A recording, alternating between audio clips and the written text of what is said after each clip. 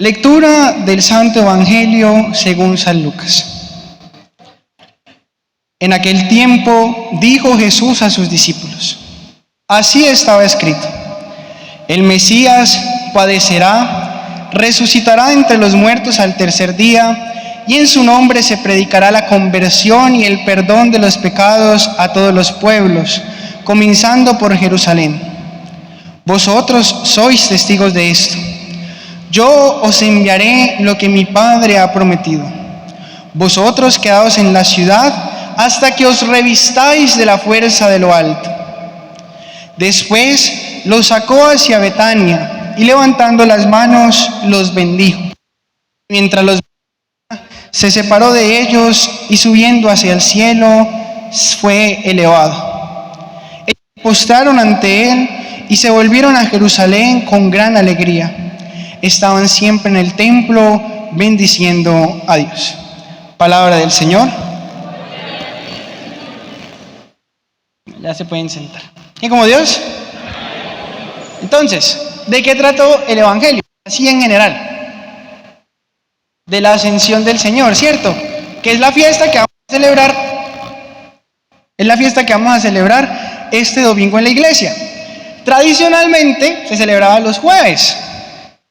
Mi abuela tenía un dicho que nunca se me va a olvidar. Ella me decía: mijito, 3 jueves hay importantes en la iglesia: el jueves santo, el jueves de Corpus y el jueves de la Ascensión.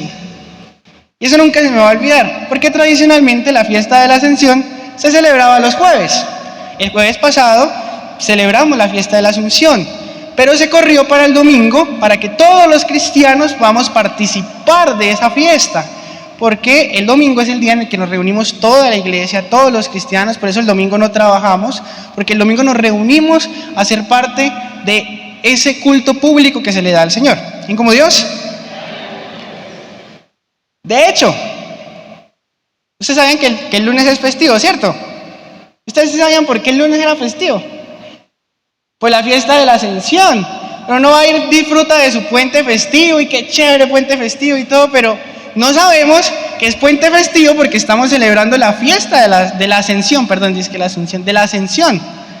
Estamos celebrando la fiesta de la Ascensión y por eso es puente festivo, porque estamos de fiesta. Entonces tenemos ese día para descansar, para poderle dedicar el domingo a celebrar junto al Señor que ha ascendido al cielo para llevarnos con su cuerpo místico al cielo. ¿Quién como Dios? Ya que me equivoqué, tal vez en esta prédica me equivoqué en otras ocasiones, entonces de una vez le hago la aclaración. Asunción es diferente a ascensión, porque a veces uno tiende a equivocarse. Entonces si me equivoco en la prédica, no me digan: Juan, usted es un hereje. No, pues uno tiende a equivocarse porque se parecen las palabras. Entonces Asunción es la Virgen María que fue llevada al cielo, es decir, fue asunta, fue llevada por Cristo al cielo, mientras que el Señor no necesitó que vinieran a llevarlo, sino que Él mismo fue elevado al cielo. Entonces por eso Él ascendió al cielo, mientras que la Virgen María fue asunta al cielo. ¿Listo? Entonces, si me equivoco, ya sabe que me refiero a la ascensión del Señor que vamos a celebrar este domingo. La Asunción se celebra otro día. ¿Quién como Dios? Entonces, a veces cuando meditamos en este misterio de la ascensión del Señor, meditamos en que los discípulos se quedaron mirando hacia el cielo. De hecho lo vamos a escuchar en la primera lectura. Se quedaron mirando hacia el cielo, quizá tristes porque su Señor se iba y los dejaba solos. Yo me puse a investigar un poco y hay una catequesis de San Agustín de Hipona sobre la ascensión, pero una maravilla, o sea, qué cosa tan enriquecida teológicamente. Y dice San Agustín: Él no se alejó del cielo cuando descendió de allí hasta nosotros, ni tampoco se alejó de nosotros cuando ascendió de nuevo al cielo. Es decir, cuando Él asciende al cielo no quiere decir que se haya ido al cielo y se haya alejado de nosotros porque no haya querido quedarse con nosotros, no, para nada. La ascensión es la plenitud de la encarnación de Cristo. No quiere decir que Cristo lo veamos solamente como un personaje histórico que estuvo aquí en el año 0 hasta el año 33 después de Cristo y que se fue al cielo y que desapareció y que allí está en el cielo. No, la ascensión del Señor es la plenitud de la encarnación, porque nosotros al ser iglesia somos parte del cuerpo místico de Cristo. Y va a decirnos San Agustín, ¿cómo es posible que el cuerpo se separe de la cabeza? Si Cristo sube al cielo, nosotros que somos el cuerpo místico de Cristo, la iglesia de Cristo, vamos a subir al cielo con Cristo. Y termina San Agustín su catequesis diciendo, Él descendió solo, pero no ascendió solo, ascendió con todos nosotros. Porque Él vino solo, pero ascendió para llevarnos a todos al cielo, para mostrarnos cuál es nuestro rumbo, hacia dónde debemos ir, cuál es nuestra vocación universal, y es el cielo. Y por eso de esta prédica vamos a sacar 3 ítems principales para los que están anotando. Primero, el rumbo que nos marca el Señor. Primero, el rumbo. Segundo, la prioridad. Y tercero, nos da unos tips o unas ideas de cómo poder alcanzar ese rumbo, esa meta que es el cielo. Y vamos a ir desglosando estos 3 punticos a lo largo de esta prédica. ¿Quién como Dios? Entonces, primero debemos conocer cuál es nuestra meta. ¿Cuál es nuestra meta? El cielo, ¿cierto? ¿Para dónde vamos? Para el cielo. Y eso tenemos que tenerlo clarísimo. Hay una frase muy antigua que dice, no hay viento favorable para quien no sabe para dónde se dirige. No hay viento favorable para quien no sabe para dónde se dirige. Si usted no sabe para dónde se dirige, si usted no tiene claro cuál es su meta, si usted no tiene claro cuál es su Ítaca, usted nunca va a llegar a su meta, sino que va a ir tambaleando de un lugar a otro y se va a perder. Se va a perder del camino porque no sabe hacia dónde va. Hace unos semestres yo tenía una profesora, era la de fisiopatología. Ella decía, ustedes, si no estudian, ustedes pueden tener frente a ustedes un paciente que puede tener todos los signos clínicos, un paciente de libro, mejor dicho. Pero si ustedes no estudiaran, ustedes no van a saber qué tiene el paciente. Así el paciente tenga absolutamente todos los signos clínicos. No van a saber qué tiene el paciente porque no saben, porque no estudiaron del libro. Si nosotros no tenemos claro cuál es nuestra meta, si no tenemos claro cómo llegar a esa meta, pues nos vamos a perder en el camino y muy fácilmente el mundo va a terminar mostrándonos los caminos y los rumbos que tenemos para alcanzar al cielo. ¿Quién como Dios? Entonces, primero, fundamental, tener claro cuál es nuestra meta. Y por eso San Pablo en Filipenses 3:20 nos dice que somos ciudadanos del cielo. Somos ciudadanos del cielo. Al cielo pertenecemos y al cielo debemos ir. Y por eso el Señor nos insiste en que esa es nuestra vocación universal. Sean santos como mi Padre, mi Dios que está en el cielo es santo. Porque allí es a donde debemos aspirar, al cielo. Fijar nuestra mirada en el Señor, como los discípulos que estaban extasiados y admirados cuando el Señor se elevó a los cielos y ellos se quedaron mirando a su Señor levantándose hacia los cielos, que se quedaron extasiados mirando. Que así nosotros podamos tener nuestra mirada fija en Cristo. Porque cuando nosotros tenemos nuestra mirada fija en Cristo, no somos capaces de ver los ídolos. No somos capaces de poner otra cosa por encima de Cristo, porque tenemos nuestra mirada fija en Él. Y vamos caminando hacia esa meta, vamos caminando hacia ese cielo. Si tenemos nuestra meta y nuestra mirada fija, no vamos a tener que perder el tiempo en otra cosa. No vamos a podernos ir con los ídolos. De hecho, la idolatría es una palabra que si lo miramos etimológicamente del griego, viene de la palabra ver, porque es ver a otros dioses. Pero si estamos viendo fijamente a Cristo, si estamos viendo fijamente esa meta que es el cielo, no vamos a poder tener tiempo de ver otros ídolos, de ver otros dioses, sino que vamos a tener siempre claro hacia dónde vamos.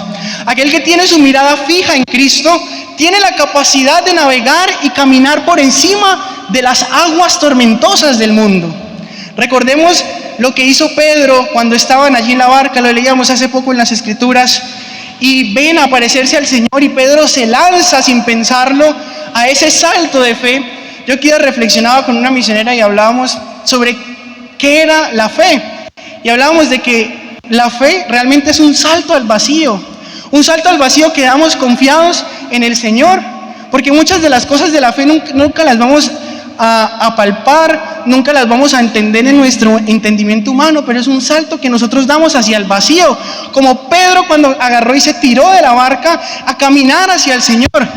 Mientras Pedro tenía su mirada fija en el Señor, él podía caminar sobre las aguas. Mientras Pedro tenía su mirada fija en Cristo, él podía caminar sobre el agua. Pero en el momento en el que Pedro, y lo dicen las Sagradas Escrituras, mira que está caminando sobre el agua, mira hacia abajo, despega su mirada de Cristo, se empieza a hundir. Y el agua lo empieza a absorber y el mundo lo empieza a consumir. ¿Por qué? Porque despegó su mirada de Cristo. Si nosotros despegamos nuestra mirada de Cristo, si despegamos nuestra mirada de nuestra meta, que es el cielo, es muy fácil que el mundo nos tome y nos arrastre y nos lleve por las corrientes tan fuertes que estamos viendo hoy en este mundo, que nos tratan de alejar poco a poco y cada vez más de Dios. ¿Quién como Dios? Nuestro horizonte, nuestra meta está mucho más allá de las realidades de esta vida. Nosotros como cristianos podemos tener la certeza de que nuestra fe trasciende mucho más allá que esta vida pasajera, que nuestra fe trasciende mucho más allá que esta vida tan corta, que esta vida llena de sufrimientos. Pero para eso tenemos que tener nuestra mirada fija en el cielo. El Papa Benedicto XVI, en una de sus homilías de la Ascensión del Señor, ponía a un gran pensador del siglo XX, un gran filósofo, un sacerdote ruso, como ejemplo, y decía la siguiente frase, la anoté aquí porque me pareció maravillosa: observar más a menudo las estrellas. Cuando tengáis un peso en el alma, mirad a las estrellas. Cuando os sintáis tristes, mirad a las estrellas.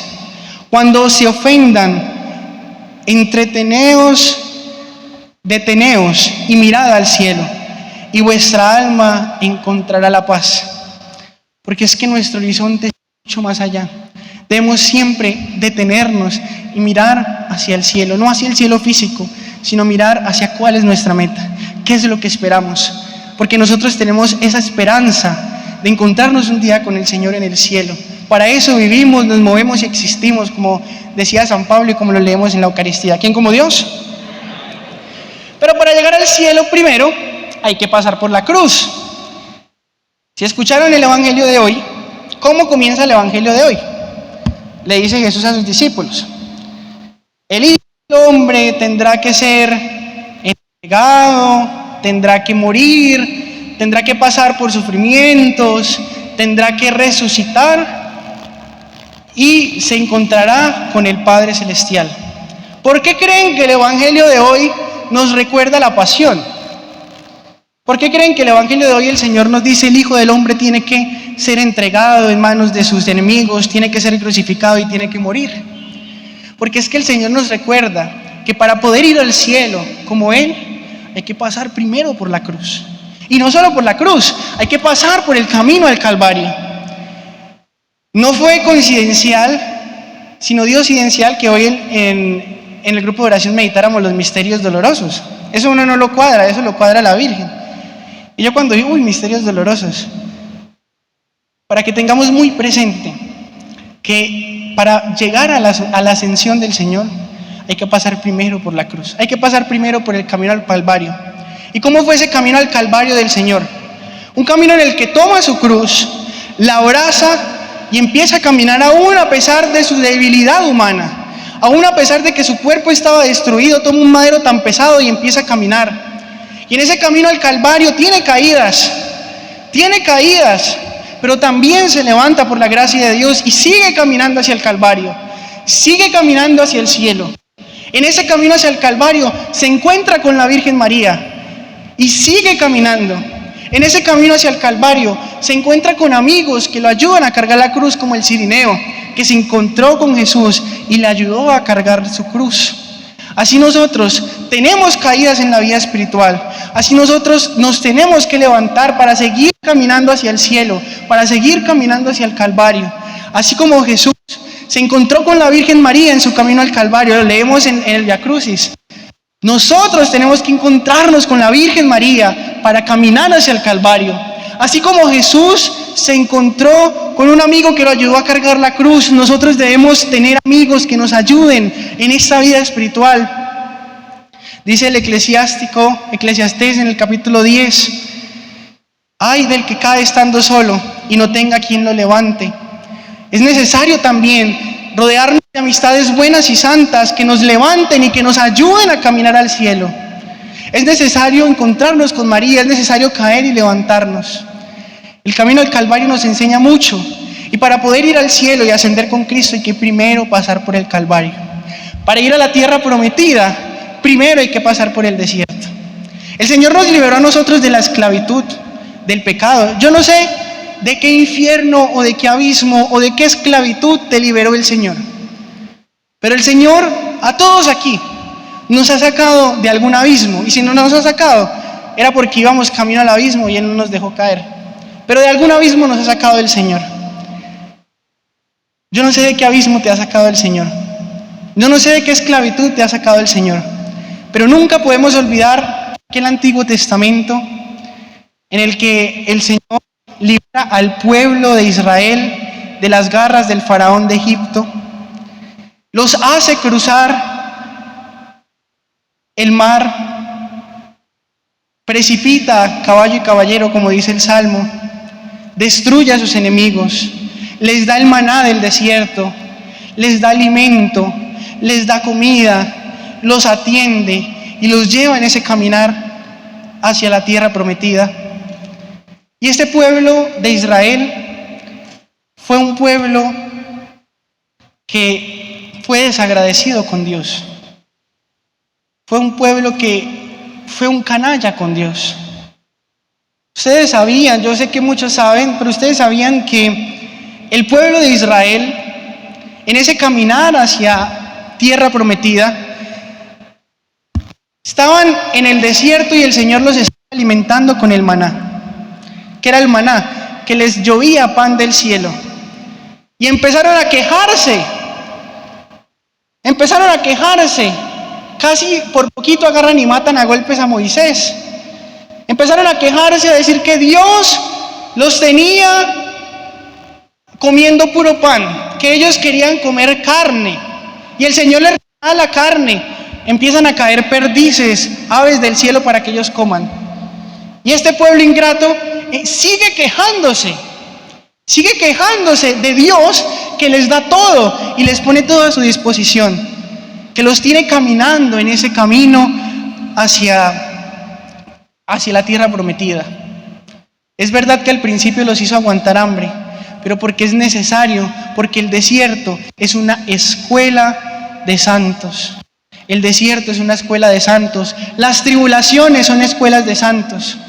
El libro del Deuteronomio, en el capítulo 10, por eso traje mi Biblia para leerles un pedacito, nos dice por qué el desierto es una escuela de santos. Deuteronomio capítulo 8 dice: acuérdate del camino que el Señor te ha hecho andar durante 40 años a través del desierto. ¿Con qué fin? Ojo, con el fin de humillarte, probarte y conocer los sentimientos de su corazón. ¿Cómo así? Dios quiere humillarme, Dios quiere probarme. Sí, Dios quiere humillarte y quiere probarte, para ver si guardabas o no sus mandamientos. Te ha humillado y te ha hecho sentir hambre. ¿Pero para qué te ha hecho sentir hambre? Para alimentarte luego con el maná desconocido de tus mayores, para que aprendieras que no solo de pan vive el hombre, sino que de toda palabra que sale de la boca de Dios. A veces es allí en las tribulaciones y en las dificultades cuando verdaderamente buscamos a Dios, cuando verdaderamente tenemos ese encuentro con Dios, porque si lo tuviéramos todo, seguramente nos alejaríamos del Señor. Y más adelante el Deuteronomio lo dice: comerás hasta saciarte y bendecirás al Señor tu Dios en la buena tierra. Pero ojo, cuídate, dice, Cuídate bien de olvidarte del Señor, tu Dios, descuidando sus mandamientos y sus preceptos. Cuando hayas comido hasta saciarte y hayas construido hermosas casas, cuando hayas visto multiplicarse sus bueyes y tus ovejas, tu plata, tu oro y todos tus bienes. Así, hasta el día de hoy, acuérdate del Señor tu Dios, que te ha dado la fuerza y te ha procurado ese poder, cumpliendo así hasta el día de hoy la alianza que hizo con tus padres. Pero si te olvidas del Señor tu Dios, para irte con otros dioses, dándoles culto y preparándote de ellos, yo te aseguro que seráis completamente destruidos. Entonces, acudimos al Señor y Él nos lo da todo. Nos da el maná del desierto como en aquel pueblo de Israel. Y nosotros somos tan ingratos, le somos infieles a Dios y nos olvidamos de todo lo que ha hecho el Señor en nosotros. Y somos capaces inclusive hasta de tragarnos aquello que ya hemos vomitado, aquello que el Señor ya nos ha ayudado a vomitar. Somos capaces de volver a mirar al pasado, como aquel pasaje del Antiguo Testamento en el que salen de Sodoma y Gomorra, el sobrino de Abraham y la mujer de Lot. La mujer de Lot voltea a mirar hacia atrás. ¿Qué pasa con ella? Se convierte en una estatua de sal, ¿cierto? Porque volteó a mirar hacia atrás. La vida del cristiano no podemos voltear a mirar hacia atrás. Debe ser siempre mirando hacia la meta, que es el cielo. Siempre luchando y combatiendo el buen combate de la fe, como nos dice San Pedro. Militia et vita homini in supra terra, dice el santo Job. La vida del hombre sobre la tierra es una lucha, es un combate constante. Y en el momento en el que dejemos de luchar, nos dejamos arrastrar por las aguas del mundo. La vida espiritual es como estar navegando en una barquita en contra de la corriente, remando. Y puede llegar el momento en el que usted se canse de remar, porque remar contra corriente es difícil, es muy difícil. Pero ¿qué pasa con alguien que está remando contra la corriente y dice, me cansé, agarra el remo y lo pone encima de la barca? ¿Qué pasa? Se lo lleva a la corriente. Así es la vida espiritual. En el momento en el que dejamos de luchar, en el momento en el que dejamos de mirar a Cristo, en el momento en el que dejamos de pelear el buen combate de la fe, en ese momento el mundo nos arrastra. Y no es de repente. Nadie se hace malo de repente. Decía San Ambrosio, si no estoy mal. Se hace malo de repente. Poco a poco nos vamos desarmando en este combate espiritual. ¿Quién como Dios? Segundo punto. La prioridad. El Señor, a través de la ascensión, nos muestra cuál es nuestra prioridad y cuál debe ser nuestra prioridad. Y nuestra prioridad es evangelizar. Evangelizar. Por eso cuando somos bautizados se nos nombra profetas y reyes. Profetas para anunciar y denunciar el pecado. Para ser profetas en este mundo que tanto lo necesita. Para hacer luz en medio de la oscuridad.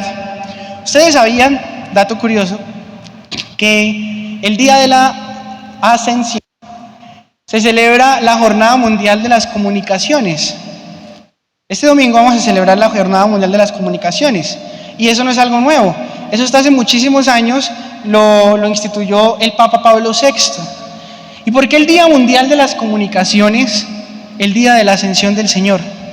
Porque es que en la Ascensión del Señor, Él nos invita a ser testigos de su amor, a ser discípulos. Él nos dice, vayan por todo el mundo y anuncien el Evangelio.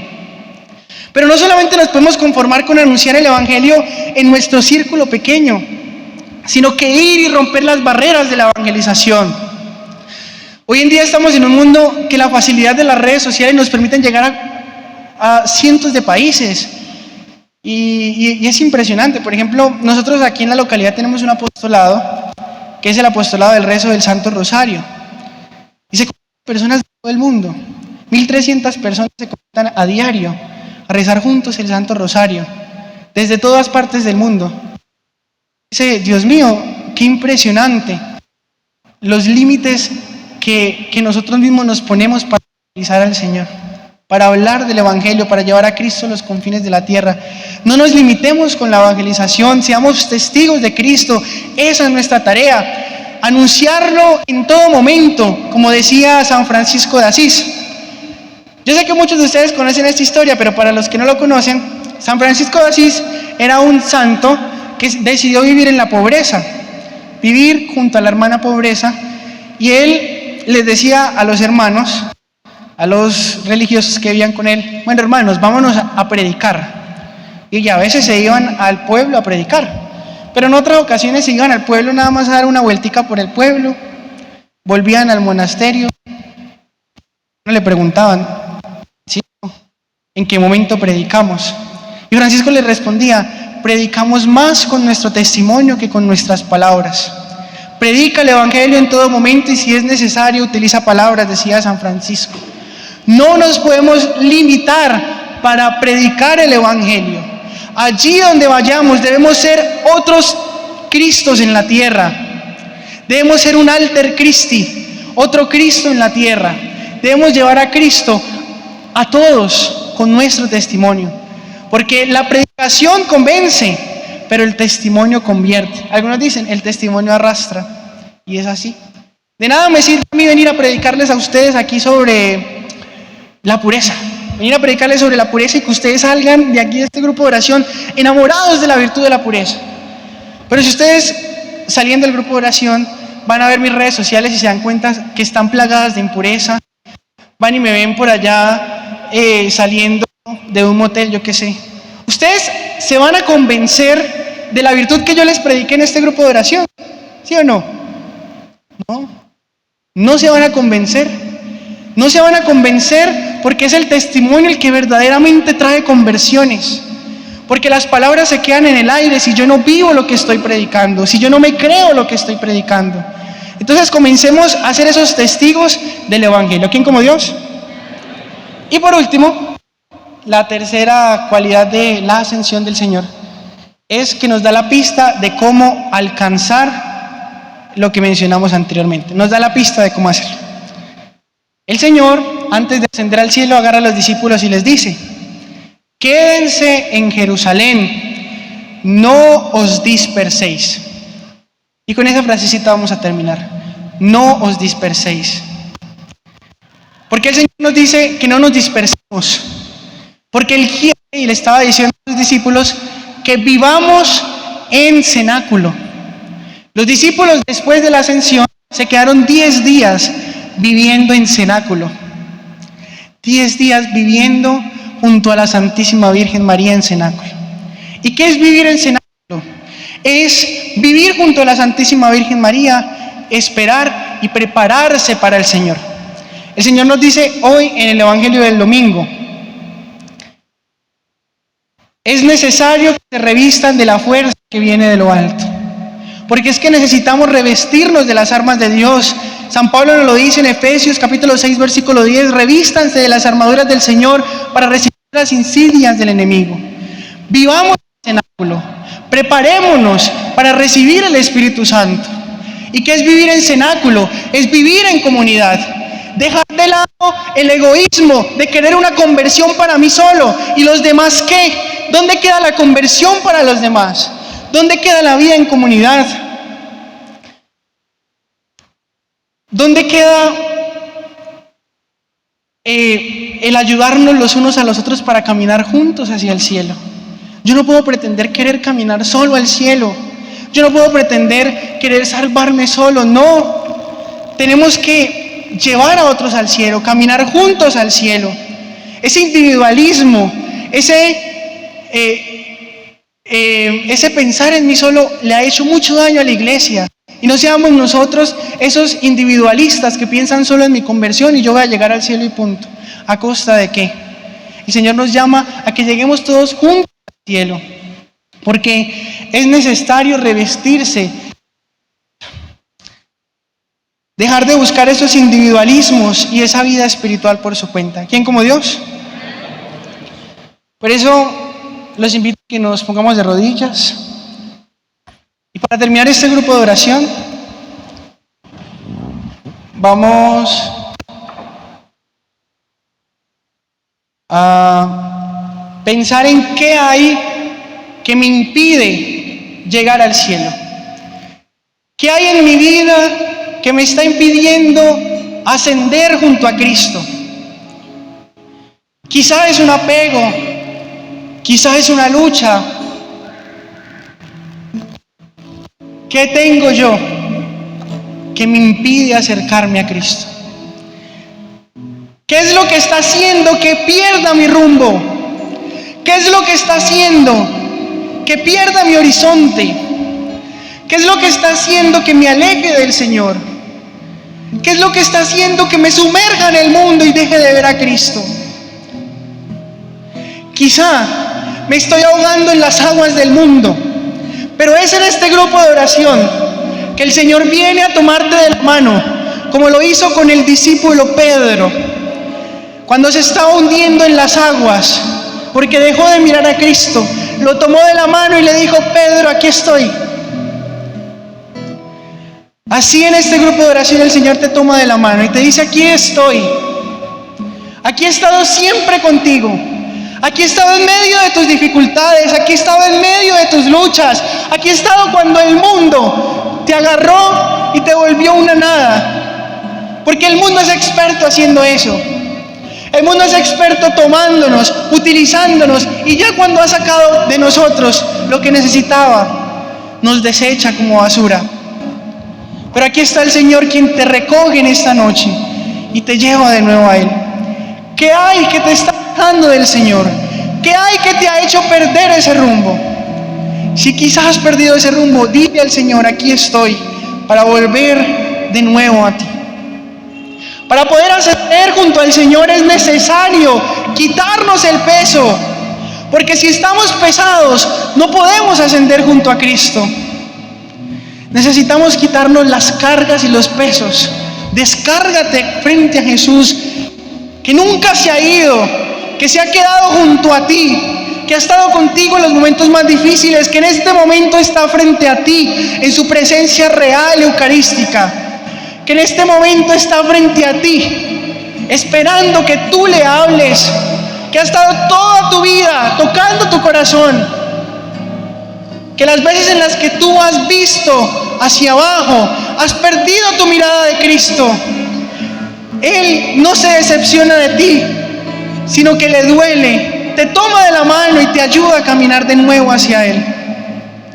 Pídele al Señor que puedas caminar junto a Él, que puedas subir con Él al cielo.